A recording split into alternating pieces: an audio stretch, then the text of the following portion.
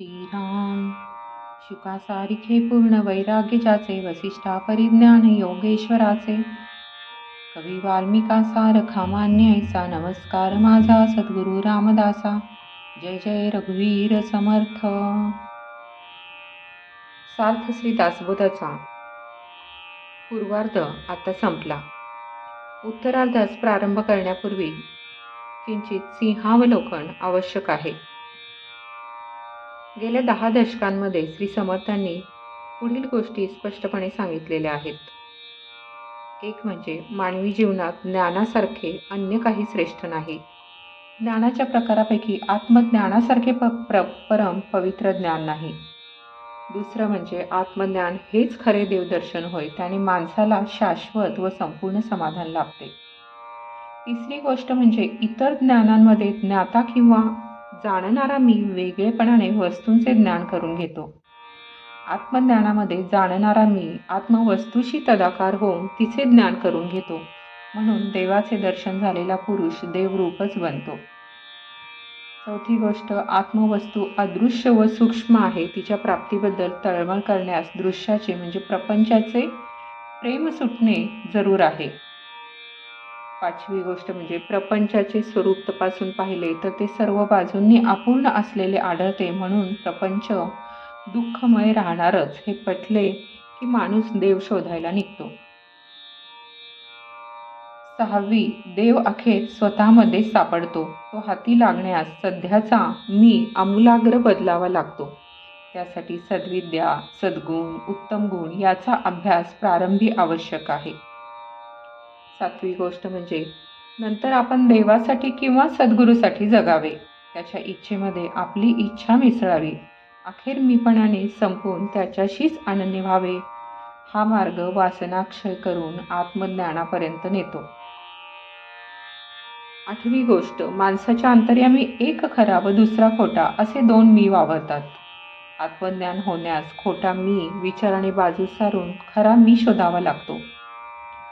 नववी गोष्ट, प्रथम सत्पुरुषाकडून आत्मस्वरूपाबद्दल श्रवण करावे लागते आणि ते स्वरूप असे आहे. आत्मा व ब्रह्म एकच, ब्रह्म एकमेव व अद्वितीय आहे. त्यामध्ये भेदाचा आणि कत्वाचा किंवा चंचलपणाचा भास होतो आणि ती मूळ माया आहे. मूळ मायेमध्ये शुद्ध जाणीव जी असते तो ईश्वर.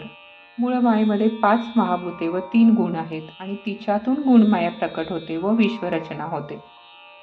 10वी गोष्ट, जे पिंडी तेच ब्रह्मांडी साऱ्या विश्वामध्ये एकच मूळ जाणीव काम करते. तिला जगज्योती असे म्हणतात.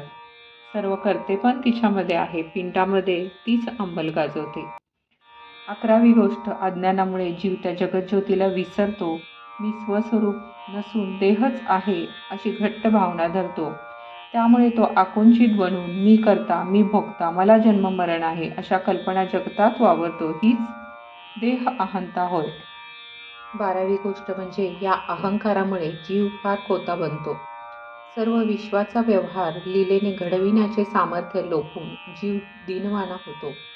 म्हणून तत्वविचाराने सर्व चंचलाचा अर्थात अहंकाराचा निराश करून स्वस्वरूपाशी समरस व्हावे हा संतांच्या सांगण्याचा सारांश आहे. 13वी गोष्ट, यावर पुन्हा पुन्हा मनन करावे.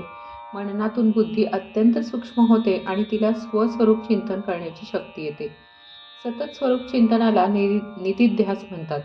निधिध्यासातून अखेर आत्मसाक्षात्कार होतो आणि हा मार्ग स्वस्वरूपाच्या अनुसंधानाने आत्मज्ञानापर्यंत पोहोचवितो. 14वी गोष्ट, हा विचार प्रधान मार्ग आहे.